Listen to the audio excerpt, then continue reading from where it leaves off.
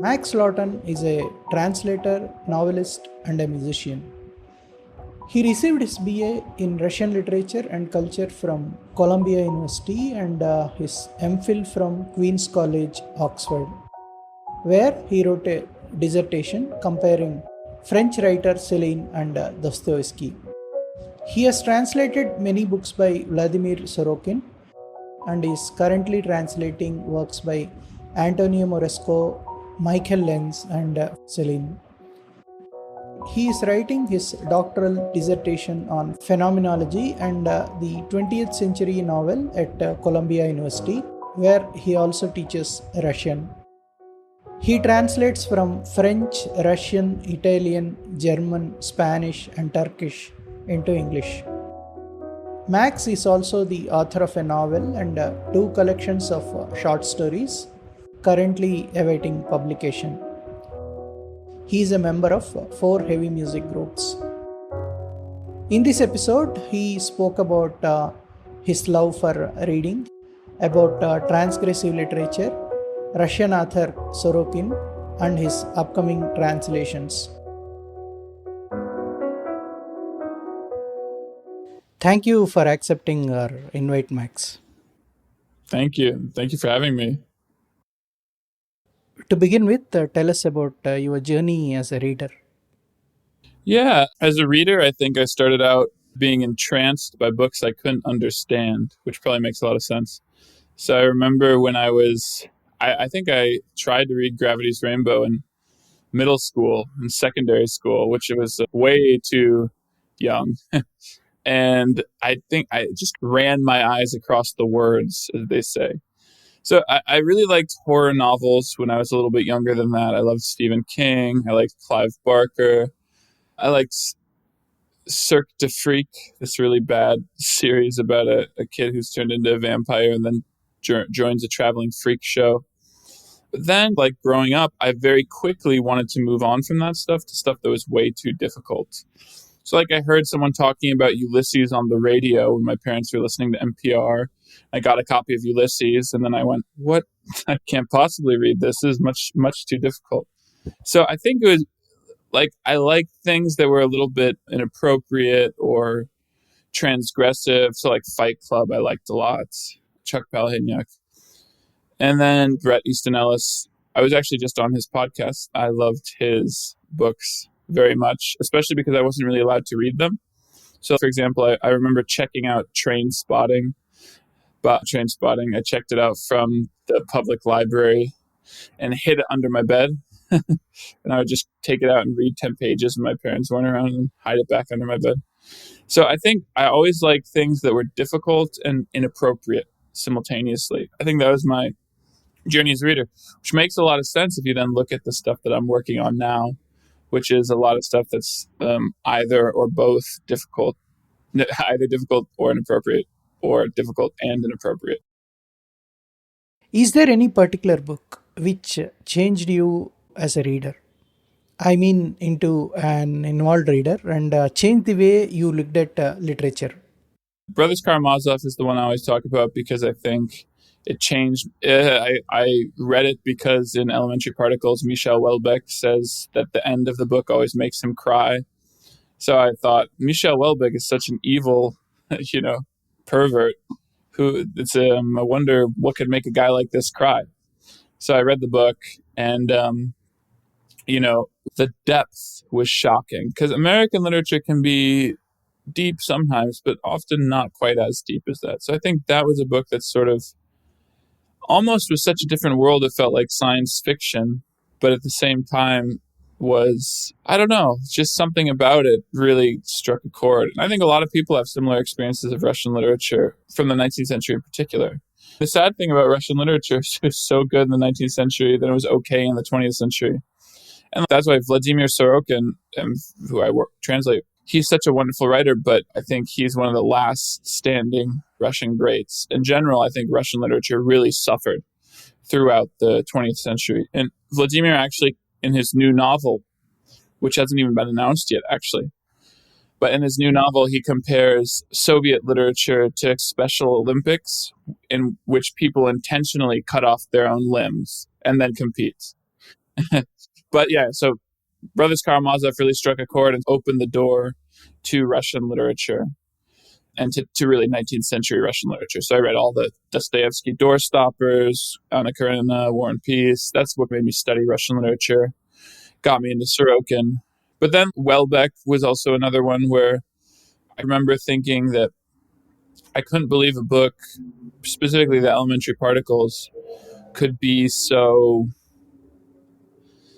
upsetting, but also it felt very true in a way. I don't think that was probably a function of being a 12 or 13-year-old boy reading this. I don't think if I read it, I think if I read it now, I would be a bit more hesitant to say it seems true, but it seemed, I think it was the first really philosophical work of fiction I'd read that didn't feel cheap somehow.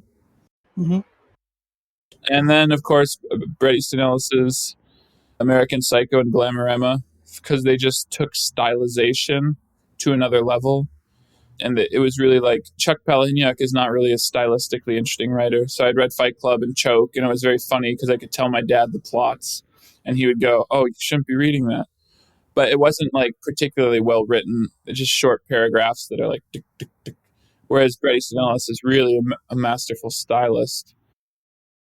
Probably also House of Leaves by Mark Z. Danielewski.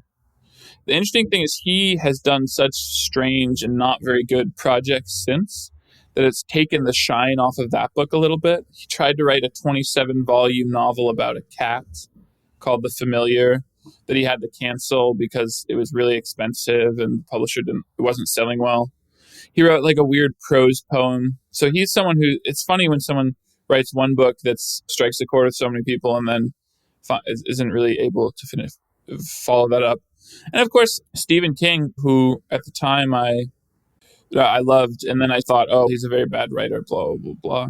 I think he's a good writer in a certain way. Of course, his sentences are not amazing. But I think, for example, Knausgård, he really captures something of the texture of American reality. And I think for example, I really liked one of his newer books. I read Revival. It's like a kind of a Lovecraftian horror novel. It's not a great book. I think about his influence on my worldview, my perception of American life as constantly being ready to bring forth horror, I think is important maybe. And then the last one would probably be Haruki Murakami, who, again, is someone who I really can't stand how sniffy people are about him. I think he is very repetitive. He's not like the most, I don't think he's a misogynist. I don't think he represents women necessarily. He does boobs a lot. But I think he's also a very imaginative writer who brings a lot of people to the table. And I remember reading, I had just had mono, and we were in Florida with my family, and I was just really tired and was like lying by the pool or in bed reading all day. And I read the 3 books I brought way too quickly. So, but we were there for 10 days, and I was really a fast reader when I was a kid because I just didn't have a phone. I should probably not get rid of my phone now so I could read more like I did when I was a kid.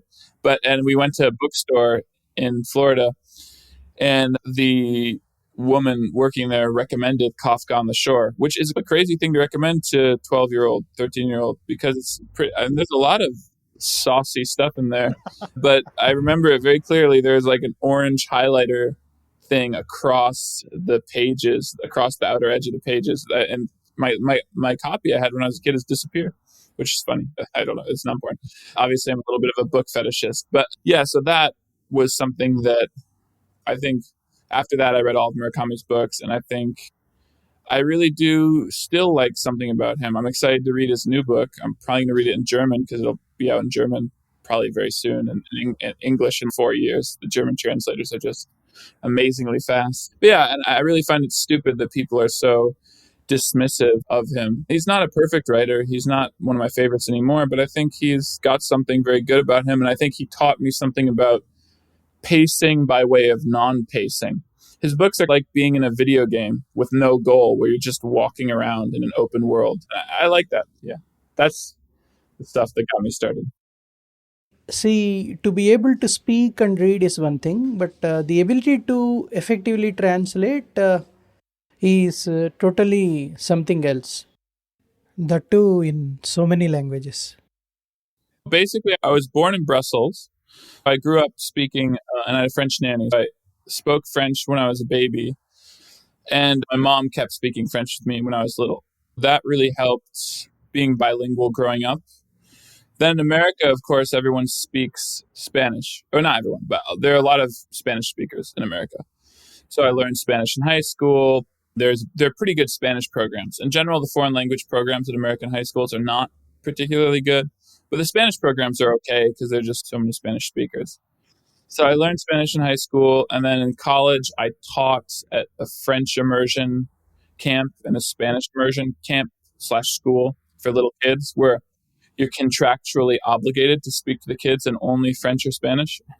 It's in northern Minnesota. Have you seen Fargo, the movie? Hmm. So it's right there. The camp is right by that. Yeah. Northern North America. And then in college, for all the reasons we discussed, I started studying Russian literature because of Dostoevsky and actually wanting to read Vladimir Sorokin because I had read about his work. Sounded very interesting. Most of it wasn't translated. Very little of it was translated, in fact. So he was like this holy grail. And I remember I was always like Googling Vladimir Sorokin translations, and none of them ever appeared. I always expected them to happen, but I read them in French.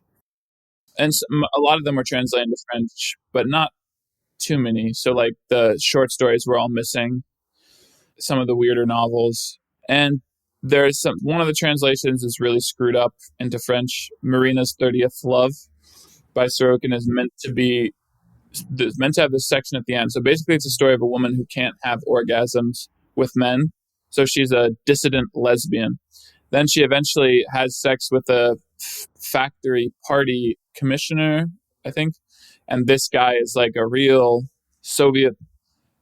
fine Soviet fellow. And she has an orgasm with him, and then she becomes a good Soviet citizen.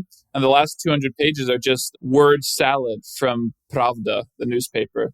But the French translation cut that down to 10 pages. So I read that, and I was like, it's a bit different. Yeah. If you want to see Vladimir be annoyed, bring that up with him, and he'll go, oh, terrible. But so, yeah, I really wanted to read Sorokin in Russian, and that was one of my main goals, to be honest. The translations, I wanted to read Dostoevsky in Russian, but the translations of Dostoevsky or Tolstoy are quite good. So I didn't feel like I was missing out necessarily. I wouldn't have minded reading them in Russian, but I wasn't like, I can't read them. I haven't read them. I really don't agree with people who have a negative view of translation. Some people are like, oh, I'm not really interested in reading translated works. It's not the original, blah, blah, blah. And I think, it's incredible the things we have access to that we wouldn't if not for translation. It's even me, who I speak a lot of languages, but there's so many books I can read because of translations that otherwise I wouldn't be able to. Hungarian literature, Czech literature, whatever, there are tons. Chinese, Japanese. But okay, so then after college, I went to Oxford, and I met my wife in college, and she's Turkish, and she was living in Los Angeles, and I was living in Oxford. So Turkish classes was a way of, I don't know, dealing with having a long distance relationship. And yeah, then my Turkish is good, but there's such an incredible lack of language learning resources for Turkish. This is something that drives me absolutely insane. No one teaches Turkish well. There are no Turkish textbooks that are good. They're good up for like verb conjugations, right? They're good for level 1. But level 2, once the grammar gets complicated, there are no resources at all. So in American universities, you never find anyone who's able to learn Turkish past level 2. So I've only been able to learn by spending a lot of time in the country because the programs don't teach the grammar. Anyways, so that brings us up to 4. In my PhD program, I was inspired by Andre of The Untranslated to learn German and Italian because he was writing about all these books, and he said, you just need to learn the languages and do it. And so the very good thing about being in a PhD program is that you can take, at an American university, you can take these intensive language classes that would normally cost like $20,000 for 10 hours a week. me with undergrads learning German or learning Italian. So I did those for 3 years. And Italian, if you speak French and Spanish, Italian's not particularly hard. German also, I found like easy in a weird way. It's very similar to English. English has all the innate but now hidden Germanic tendencies of word order and stuff if you look at older English. But yeah, so for the quality of the language, I think it's interesting what you say about how there's speaking and then there's translating. They're different skills in the sense that, so I speak all of the languages. Some translators can't even speak languages they translate from at all. I can't speak every language I translate from, but for example, Italian especially, like I never ever speak it. I just, because I don't really go to Italy, I don't have Italian friends.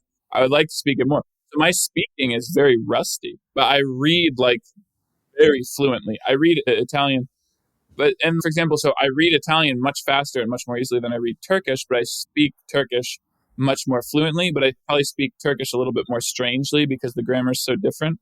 So it's all this weird sort of constellation of things with languages. But for me, obviously, the main thing is reading in order to be able to translate. So that's the skill I've worked on the most. And there are certain people who speak very well, but who can't read.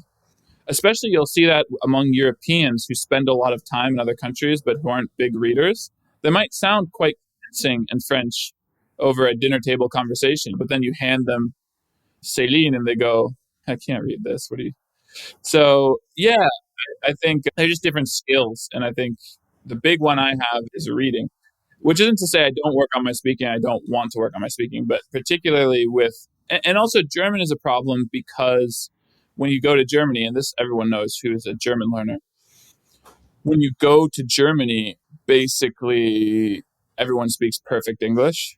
If you want to practice German, you really have to insist.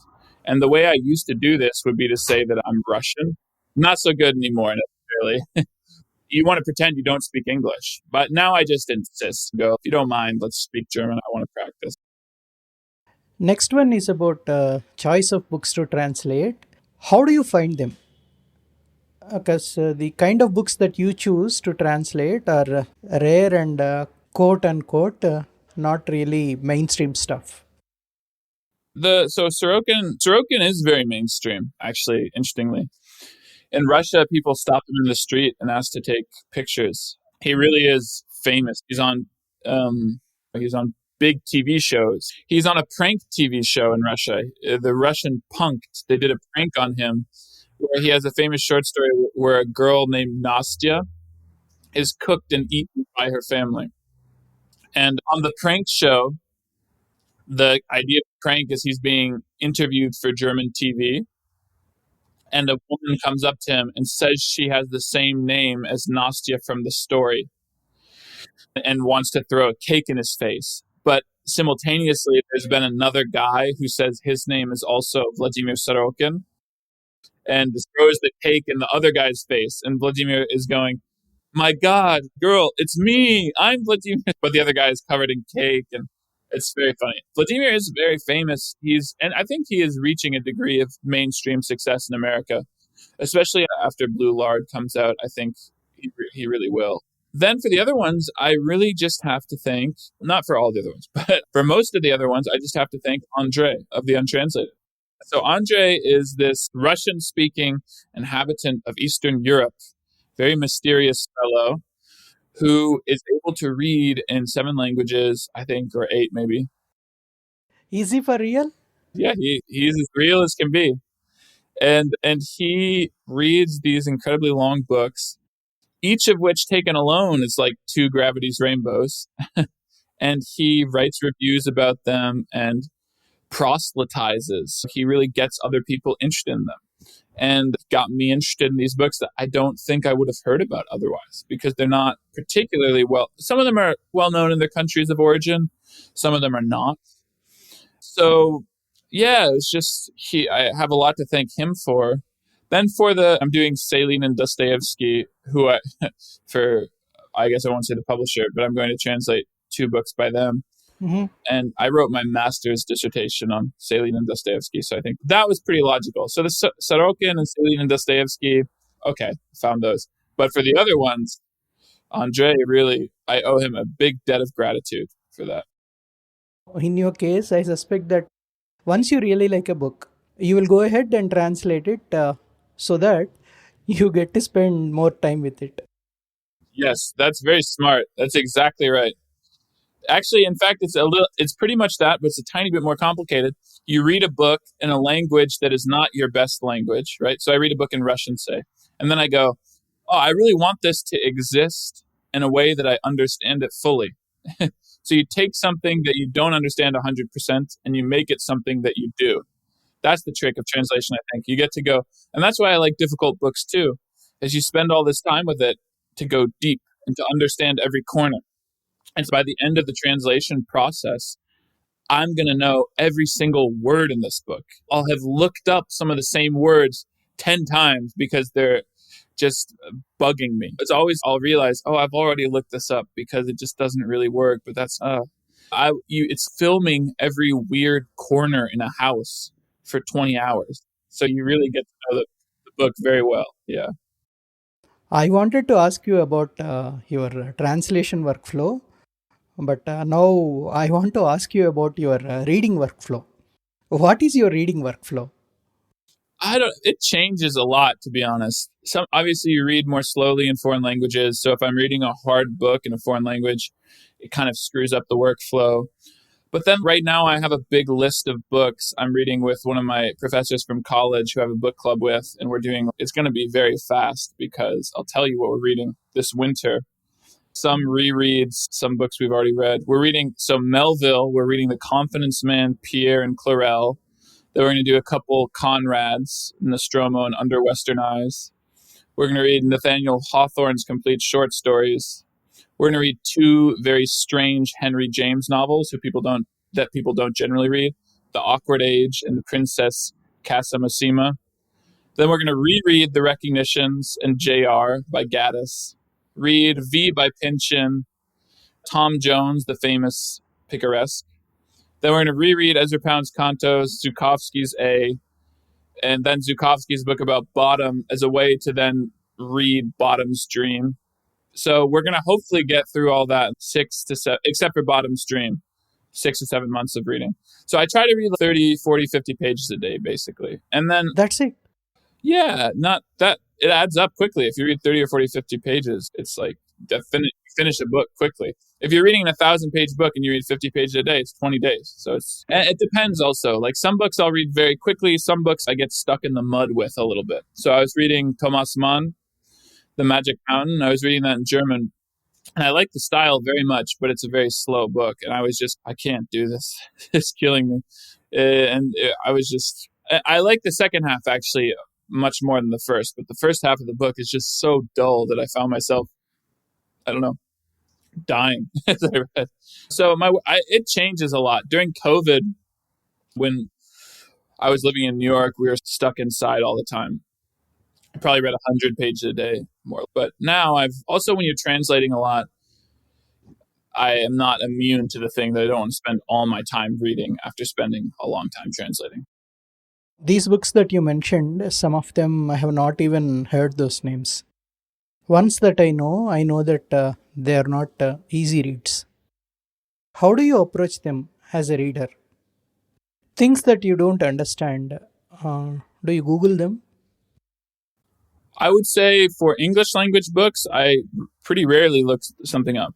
For foreign language books, I like reading on my Kindle because you can click on a word and you see the translation. So that saves a lot of time. It depends. If I'm reading Joyce, for example, I look up a lot of stuff. When we're going to reread Ezra Pound's Cantos, I'm going to be looking up a ton of stuff. But when I read MPhil, I'm sure there will be some words I don't know exactly because it's just 19th century English has all these weird little words. I'm not 100% sure I'll look all of them up.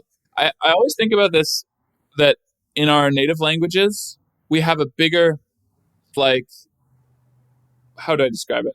Axis of incomprehension, or like a periphery of incomprehension, which is to say, we understand things that we don't understand in our native languages. So we go, okay, I don't know this word, but I know it. In foreign languages, we see a word we don't know and we really don't know it. So, for example, I can see old agriculture words or seafaring words or I don't know, any kind of technical vocabulary in English. I don't really need to look it up because I don't really know what a jib is, but I know what a jib is. I think I actually do know what a jib is. So that's a bad example. Any word like that, I go, I don't really know. So I look up words when I think the work demands it. When I just don't know a little word in like a 19th century novel where there's a very big technical description, probably I'm not going to look it up, but maybe. That's about the vocabulary part of it, or terminology part of it. Yeah. But these books that you read, they're in the source language itself, right? Yeah. Not the translated ones. So there will be a lot of cultural references too. Yeah, I'll look stuff like that up, of course, if I don't know cultural practice and I think the languages I read, I know France pretty well. I don't think there's a cultural practice in France or continental Europe. I know pretty well. Russia, I know very well. I don't know Latin America all that well, so that would be more likely actually that I'd have to look stuff up. But look stuff up, spend time in the countries. I've spent a lot of time in continental Europe. I go to Germany a lot. Yeah, I don't know. Just try to spend time in the countries and understand the mentality too. And spend time with the writer. I think that's good if you can. Yeah. Normally, getting a translation published itself is a very difficult task. Yeah. Yeah. Yeah. But the kind of books you choose to translate, they pose a steeper challenge as they are not easily marketable. How do you navigate this? I think that there's a big built-in audience. It seems to me that there's a cult of readers that is already very excited for all the books that are about to come out. All these very long books that Andre writes about. It seems to me that there's a built-in audience that's just waiting for them. If I were just coming out of the blue without doing Sorokin first, without Andre, without Twitter, yeah, maybe it would be hard. But now, like, I know critics who are very excited to write about Schattenfall, for example. I know critics who are very excited to write about Horsinus Orca. I know critics who are very excited to write about whatever. The people are ready and they're waiting for this. And I think that is because of Andre. And then I got on the Andre train. And then I developed an audience. And then these people read about these books and got very excited. And it also has to do with the fact that fiction in English that's published is so boring these days. It's so boring. People, and I know how it works because I have my own fiction. The danger of talking about the marketplace is the worry that you're a bad writer and you're blaming the marketplace. But I think I'm a pretty good writer and I think I'm just a strange writer. And there's just no, being a strange writer, it freaks people out. Not to do with content, to do with style. If you stylize your writing at all, they don't really like difficult style or dense style. The only real space for that right now in the Anglophone world seems to be translated literature. I can't think of, Tarantino uses this expression grandfathered in to talk about why he's allowed to make violent movies. There's also the expression grandfathered in we can use to talk about why certain writers are allowed to write difficult books. If you're a young writer who wants to write difficult books and is trying to work with, I don't know, FSG or Simon and Schuster or Knopf, good luck. Really good luck.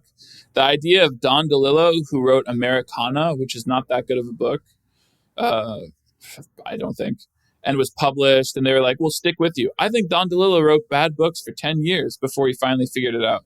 But he was getting published because they were like, this is an interesting writer who we want to invest in. That's gone, except in translated literature.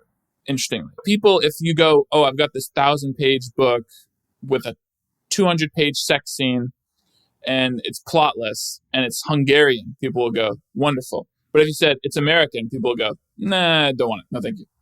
So I think that's part of the reason I've gravitated toward translation is because it allows you to have the freedom to work on difficult things that might be a little bit transgressive. The point is, I think there's this built-in hunger for books like this. My friend, the critic Ryan Ruby, has this formulation about different kinds of fiction. He thinks that everyone's idea of what fiction should be is a fantasy.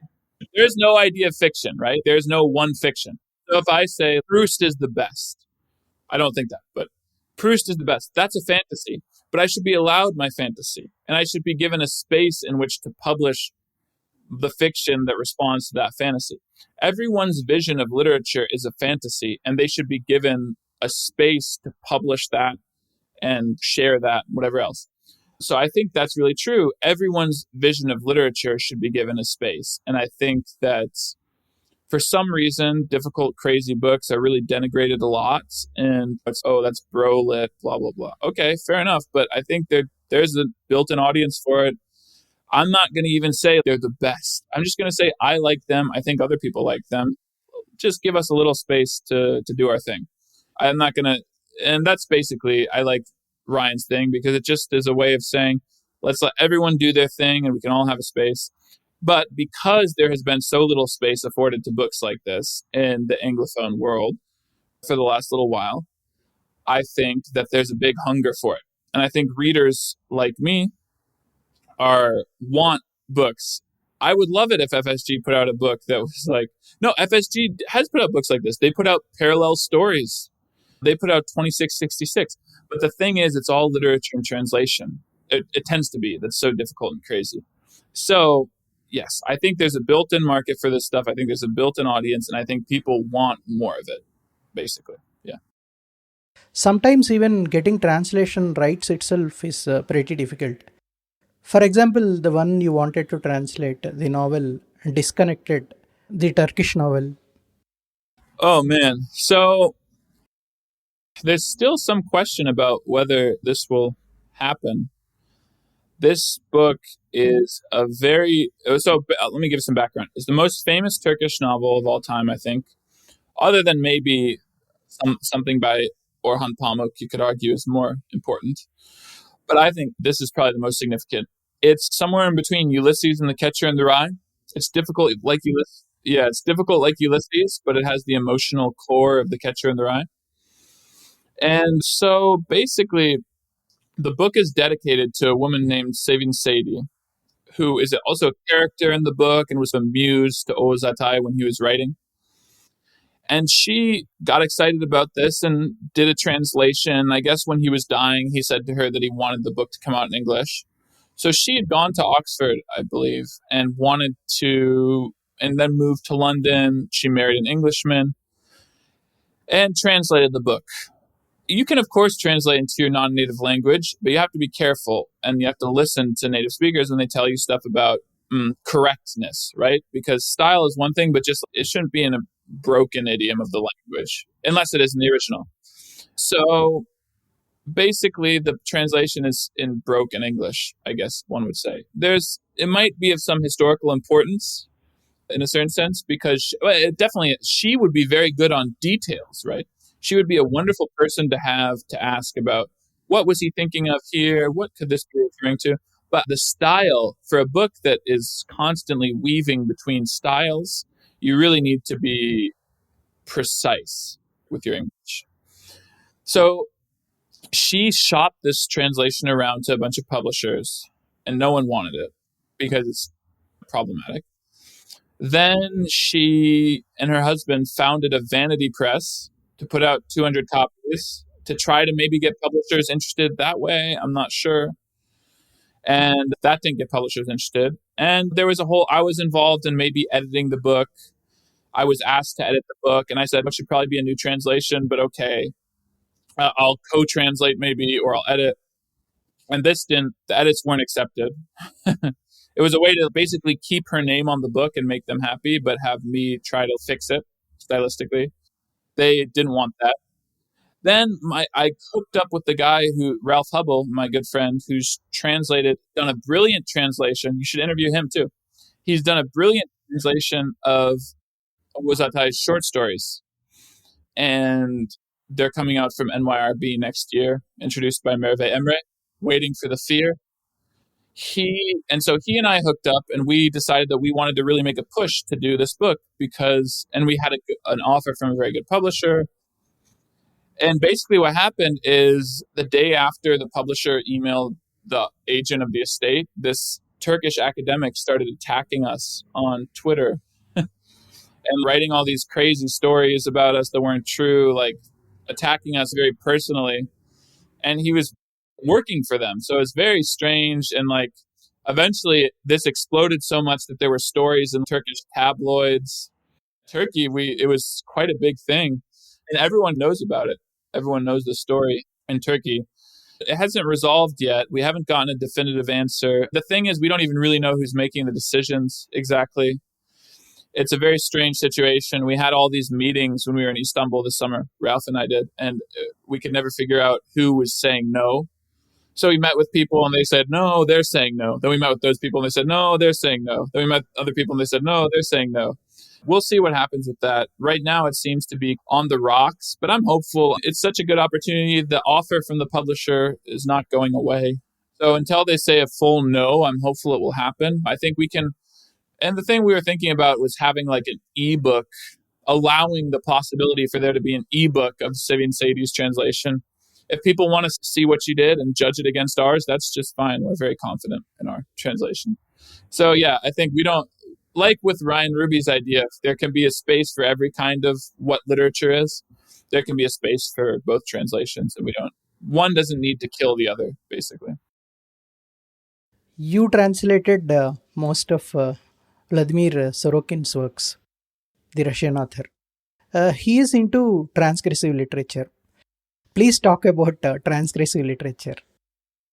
So transgressive literature is basically a limit testing within literature. It comes down from people like Rabelais in a certain sense, the Marquis de Sade, Georges Bataille, even in something like The Plum in the Golden Vase, or vase, which is Chinese porn fiction from the 17th century. It's just basically literature as a space for the unacceptable. Literature is a space for the aberrant. A lot of the books we talked about are transgressive fiction. Bret Easton Ellis, transgressive fiction. Chuck Palahniuk is bad transgressive fiction. Pierre Guillot, the French writer, who's like Finnegan's Wake mixed with the Marquis de Sade.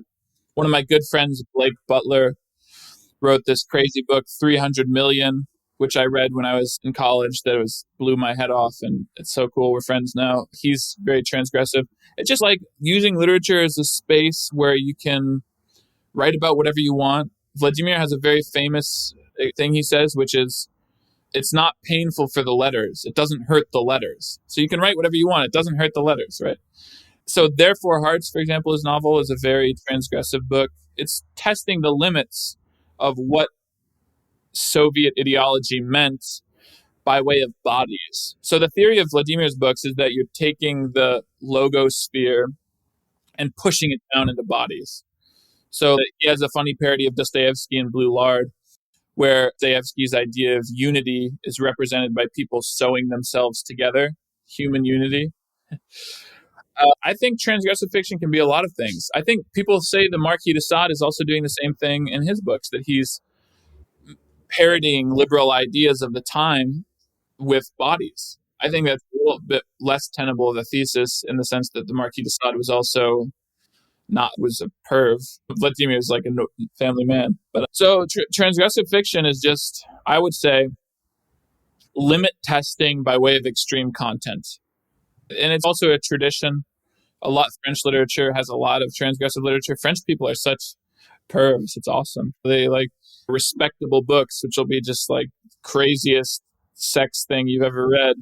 And they're just all reading it very seriously. French people are great for that. We're going to talk about him later, but Antonio Moresco's Songs of Chaos that I'm going to translate, highly transgressive. So transgressive literature can be any number of things. It can also be, there are iterations of it I don't like very much. So I like transgressive literature that has a purpose. There's some transgressive literature, like there's this very famous guy, what's his name? Peter Sotos or something, where he just writes, it's awful. I don't even want to talk about it. But stuff like that, where it just, pedophilia or something, and there's no real purpose to it. I really don't like that. And that's not a fan of transgressive literature. That's just video nasties, like the back of the video store where they've got slasher films that are just like really horrible. I don't like books like that. Now, please introduce us to Vladimir Sorokin, the writer. Vladimir Sorokin is basically the most significant Russian writer living today. He has had a very interesting career. He started out as a transgressive writer, parodying the Soviet Union with short stories, with a novel called The Norm, where the condition of Sovietitude is represented by people eating poop. And he wrote all these short stories that are called binary bombs, which start out as very normal Soviet situations. And then in the second half of the stories, they go wrong and you're transported into an aberrant realm of violence. He wrote a very long novel called Raman, in which the protagonist, named Raman, which means novel, but is also a name, it's 400 pages of a Turgenev novel. And then at the very end, Raman kills everyone with an axe for 200 pages, everyone in the book. So Vladimir started out as a very extreme writer, and then he's gradually calmed down. So after Their Poor Hearts, he had 7 years off writing screenplays. And then he wrote Blue Lard, which is a little more shapely, though it is very extreme still. Then after Blue Lard, he wrote the Ice Trilogy, Day of the Oprichnik, The Blizzard, Telluria, Sugar Kremlin. And he gradually, people say that he's come to meet the reader. Okay, I'm not going to be so extreme anymore. However, his new novel is very extreme, I can say. And the responses it's been getting are very cool. If somebody wants to read Sorokin, where do we start? In fact, today morning I was looking up and found a book called Companion to Sorokin by Dirk Riffelman. Have you come across that book? Yeah, I do. And I've corresponded with Dirk as well. That's a good thing to have for sure. That's a good thing to have for sure. The poet Bruce Andrews, the famous language poet, also wrote a book about Sorokin that will hopefully be published soon. I would recommend, though, first reading the books themselves before you read any critical companions. I would recommend reading Horse Soup first, the novella that was published in N+1. I would recommend reading Horse Soup. Then I would recommend reading Blue Lard. Then I would recommend reading Red Pyramid, the short stories. Then I would recommend reading maybe Telluria, maybe Dispatches from the District Committee, Their Four Hearts, The Blizzard, Sugar Kremlin. I don't know. I think start with Horse Soup into Blue Lard and then go from there. Blue Lard and Red Pyramid, they are yet to come out, right? They're coming out in February, yeah, so very soon. The review copies, if any reviewers are listening to this, you can message me and we'll get you set up with an ARC. When it comes to the kind of collaboration you have with Sorokin, I read an article recently that you wrote, Cinematic Country. It's very nicely written. I think even your first book, you almost co-translated with Sorokin. We're just great friends. We spend a lot of time together. We just laugh a lot. I don't know. It's hard to explain why. We just are a match. Obviously, there's something fateful about this whole thing. I emailed him right out of college and it still worked out, which is incredible.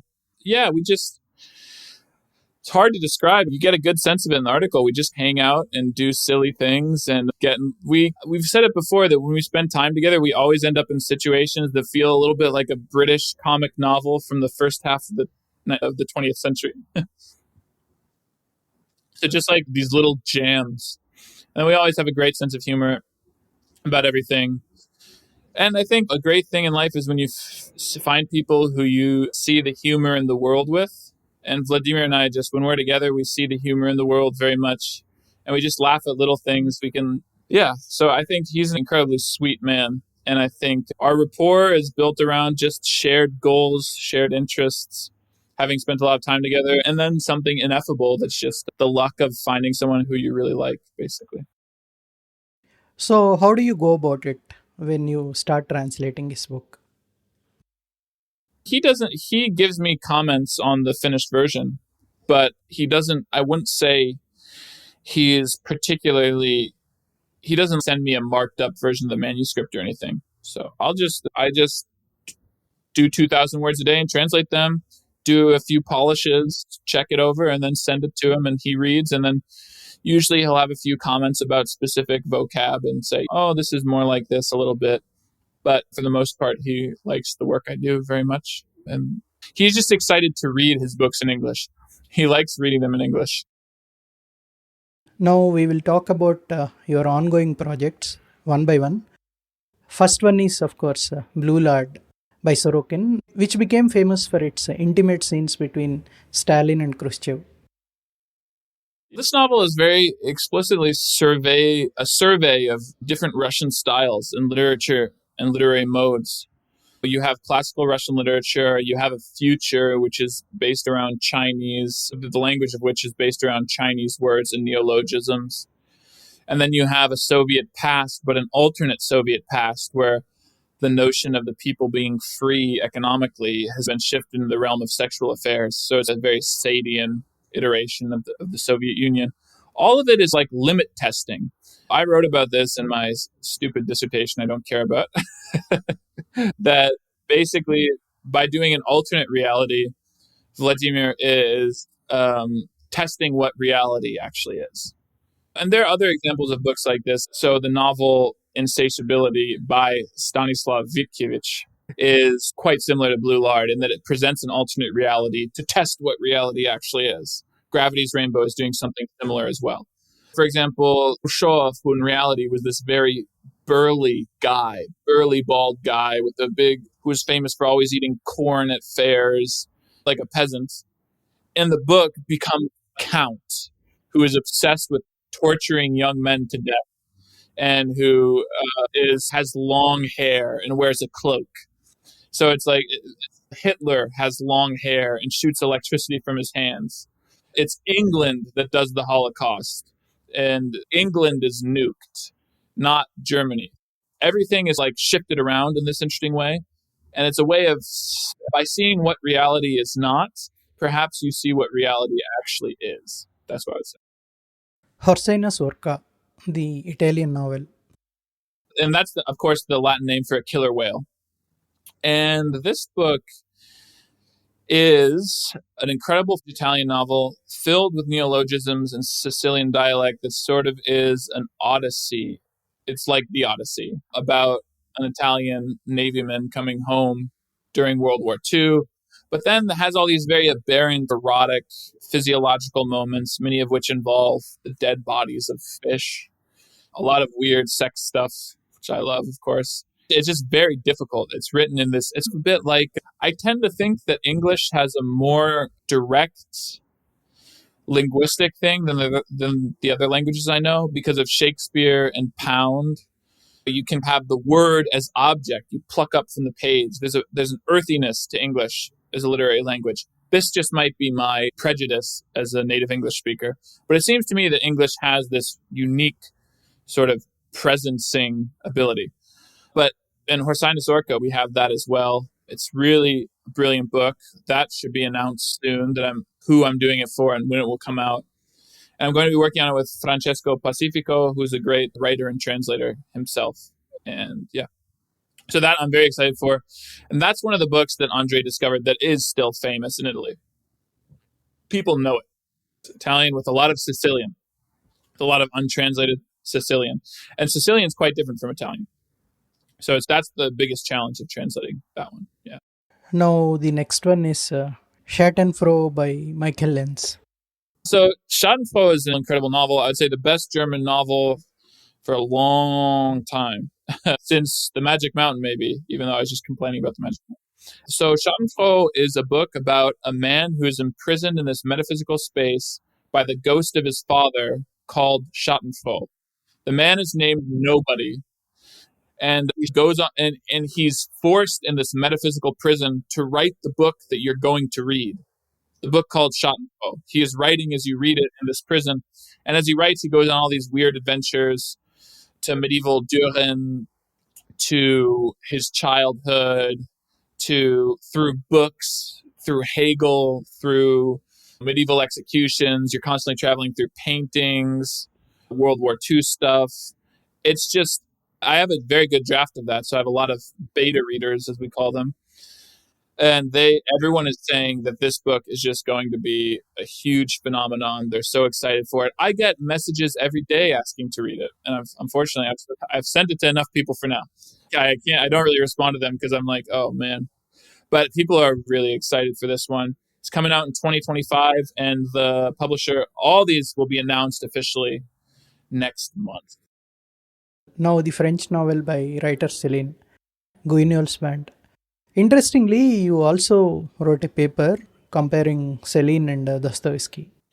Yes, I wrote my master's thesis on it, and it's actually a published article in the Oxford Research Encyclopedia, which is very funny that I have a published article in the Oxford Research Encyclopedia. So, Guignol's Band is Celine's famous London novel.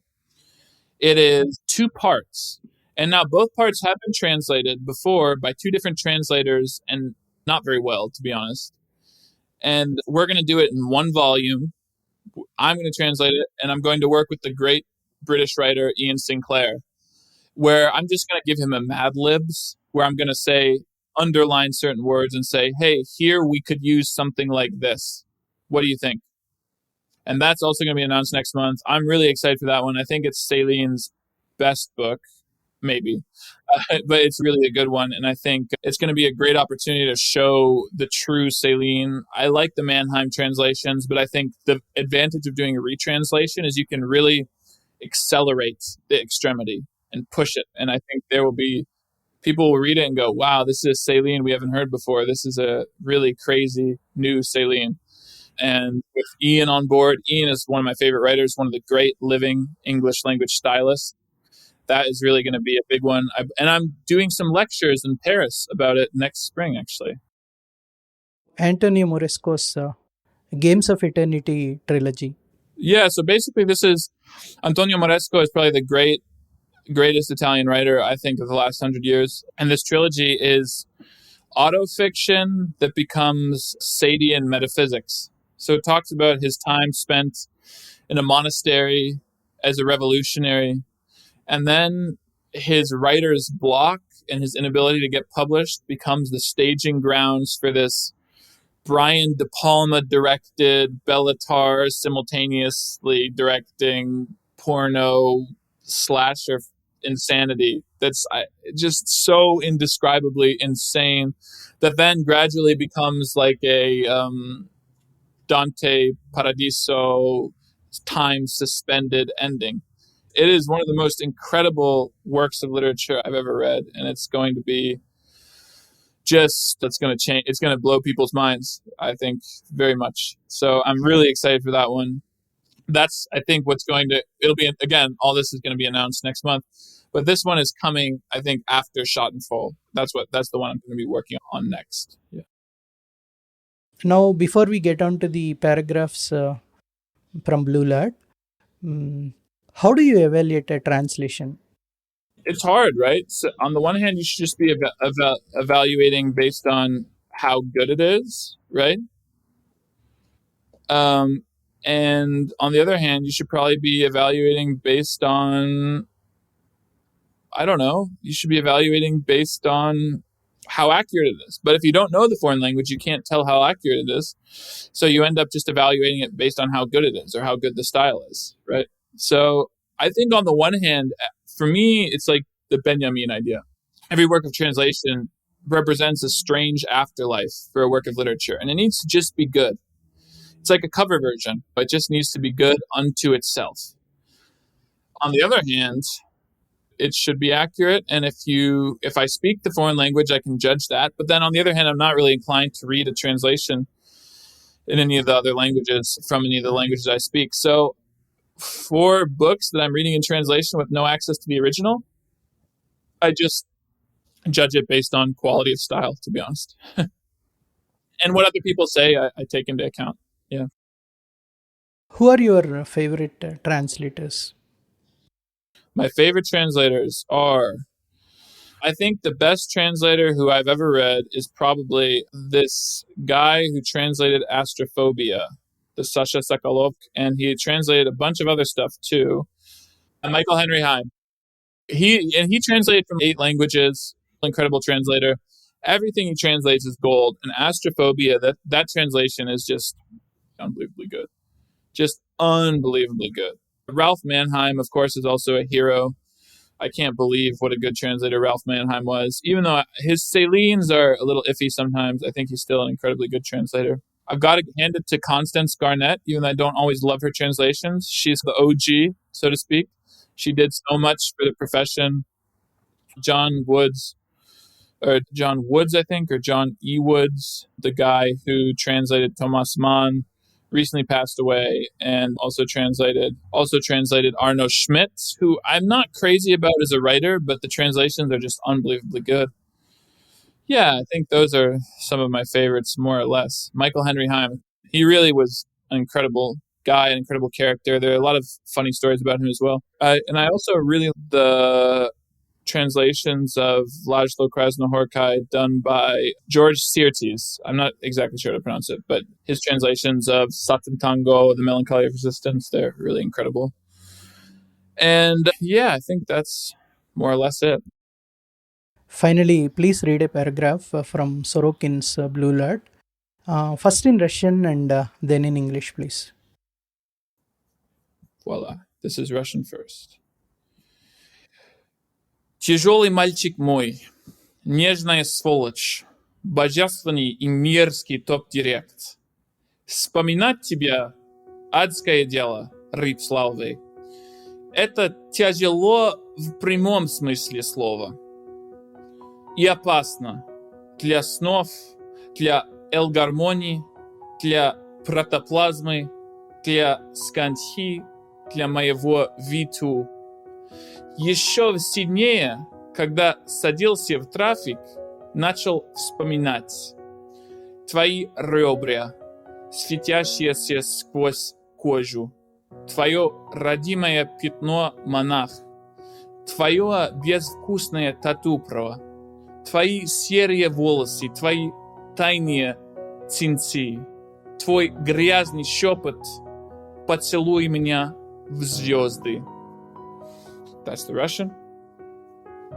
Then the English. Hello, mon petit, my heavy little boy, my tender bastard, my divine and vile top direct.